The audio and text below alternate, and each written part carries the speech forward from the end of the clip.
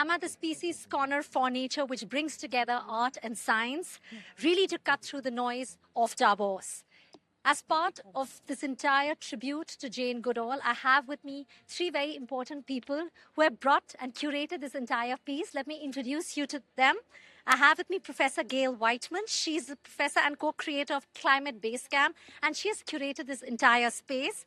I also have with me Joep van Lieshout. He's the artist of Monkeyrock. You can see that creation of Monkeyrock, and we'll ask him what it's all about. And also joining us is Goodenough, who's rewriting Earth and Jane Goodall's friend and co-writer. First of all, thank you for speaking with us. Tell us a little bit about this creation. You've curated this for Jane Goodall as a tribute. Tell us about it. Well, I think the wonderful thing about Monkeyrock, Species Corner for Nature, is that the purpose of that is to really make sure that nature-based risks and solutions are part of the Davos agenda. We've seen massive backsliding throughout the world, and we're using this installation as a way to put that attention back on what we think is the most important, that being nature.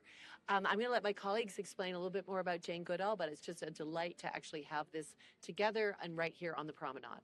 Absolutely, Joep. It's about cutting the noise here, and you have created that sculpture, Monkeyrock, and we all have I think we all have it here, right? Which is really says, speaks, to love nature and the kind of work which Jane Goodall has done, and, to ensure that we, make up for what she's done and don't cover up that void. Mm-hmm. Tell us, what was the thought behind creating Monkeyrock up there? The idea was to unite art and science together to make a bigger impact. So that's why I created the monkey on top. The monkey that is like close to the human being, but the monkey is also making fun and talking to everyone. You could also say it's the monkey of Troy. Yeah. So we sneak in here. And the rock itself is the pavilion that will be used for discussions and dialogues and to catalyze innovation and change. Indeed is dialogues. The theme this year as well is Spirit of Dialogues. Exactly. Pool, you've worked very closely with Jane Goodall. She's done some pioneering work, whether it's with the research on chimpanzees, climate action. Since you worked with us, tell us, what is your thought about having this little corner here at Davos? Well, I just wish we didn't have to do this, to be honest. I wish we didn't have to stand here and have this tribute for her because she was still alive. I would swap anything for that. But given she has left us and she's left such a big hole in the world, what we're all trying to do is fill that hole and make promises, both ourselves and asking other people to do the same, about which bits of Jane's work we're going to pick up. What things we're going to try and make better in the world that we see and the world that she wanted to make. And so that's what we're here doing. We've got people who are committing to make their lives better and committing to do more for the planet right here at Monkeyrock. They just write a little note down here, drop it in the box, and they promise to be better. And maybe if you fancied it, you might like to do one in a minute. Yes, I am going to make my promise, and it's a great idea, to ensure that the kind of work which she has done for us as individuals, as people here, we also make a promise to love nature, to love animals, and keep up the work which she's done.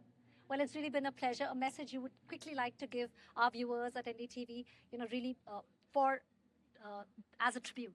Well, I think each of us can make a difference for climate and nature. And I think Jane was very, very strong about that hope comes from the individual, and it comes from what we're actually going to stand up and do, and what do we commit to. So I would encourage all of your viewers to think about what can they do, and if collectively we add up all of our individual selves, I think we can make a big difference. Yes, absolutely. Responsibility lies on each one of us. What would your message be, you? I think it would be great if we could organize coming together of all different fields in the world, so science, culture, arts, biology, you name it, to open up our view and to find a new goal, or the best goal. And lastly, what about you? What message, and also a little bit about the tattoo which we all have. Tell our viewers about that. So in terms of the message, I would love everybody watching this just to find your thing. Similar to what Gail said, I mean, maybe you just have an area around there where you can make more habitable for wildlife. Maybe there's an animal you could care for. Maybe there's a street dog, or maybe there's some birds you can look after. Just find your thing that makes you happy. Because if by helping nature you're made happier, you'll do it more often. It'll become a habit.